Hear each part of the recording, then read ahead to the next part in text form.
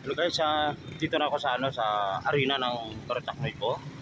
So yan ang pangalan ng arena dito sa amin. Ito ay sa plaza or sa plaza dito sa amin sa Torotacnoy po. Tamasak Arena. Yan, napakaganda yan diyan sa loob. Hindi ko alam kung ilan yung laman o ilang tao makapasok diyan sa loob. So naka-attend ako ng intervision diyan ng anak ko. Napakaganda sa loob. So wala tayong permission na pumasok diyan kasi may mga gwardiya nandiyan. Yan, kita niyo yan guys. So ngayon, na banggit ko yan sa vlog ko yung kapital ng Torotacnoy ng buong Pilipinas, yung kapital na sa football game, yung Torotacnoy po. Yan, nakita niyo yung kabayo? Kahit kabayo dito sumisipa. Yan yan. Yan, dalawa yan, kabilaan yan. So yan, yan ang kapital ng Philippines football, Torotacnoy po tawag. So yan, dito ako sa kabila. Maraming mga laruan dyan ng mga kabataan. Yan, may mga laruan ng kabataan dyan. Libre yan, public yan. Yan. Ito ang pinaka magandang development sa administrasyon ni Congressman Girong. So ngayon, dito sa kabila, merong ano dyan, merong basketball court. Dyan, sa kabila. Dito. Pero sa loob dyan, alam niyo naman ang arena, lahat na may mga something, mga okasyon ng bayan, dyan, o basket. Meron nga dyan na-notice ko last time. NBA daw, NBA, dyan naglaro sa loob ng arena ng Torotacnoy.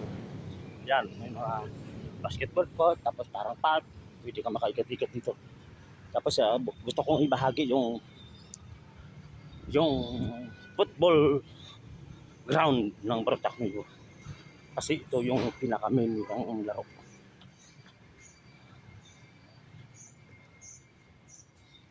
Gusto ko ba?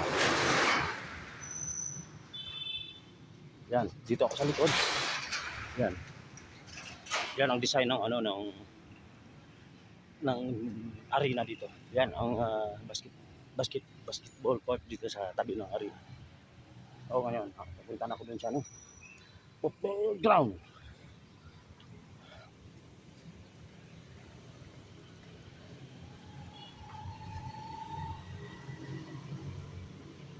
Dito sa papasok na ako dun sa ayun ay kablak siguro hindi tayo makapasok pero pwede ko naman makuha ng view dito sa labas.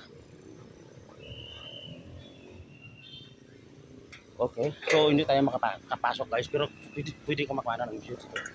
Yan ang football ground ng Torotacnoy Balls. Sa tapat dito ay mayroong yan yun church o simbahan ng Torotacnoy Balls. Malaki din yan. So ayan. Yan parang may stage din diyan sa sa arena. Andiyan yung mga VIP kung something may mga manlalaro manlalaro. Nako talaga naman hiningal kasi ako guys. Yung mga something may mga football na ginaganap dito na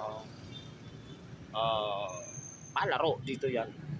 Hindi ko ma-determine pero kung may dito yan held dito. Diyan may mga stage dyan sa na yan. Sa arena na yan sa likod. Ang ganda ng design nito. Yan guys, yung mga VIP dyan, ang ganda ko po. Yung mga audience nandito yan, nakaikat yan. So hey guys, may papuntahan pa ako.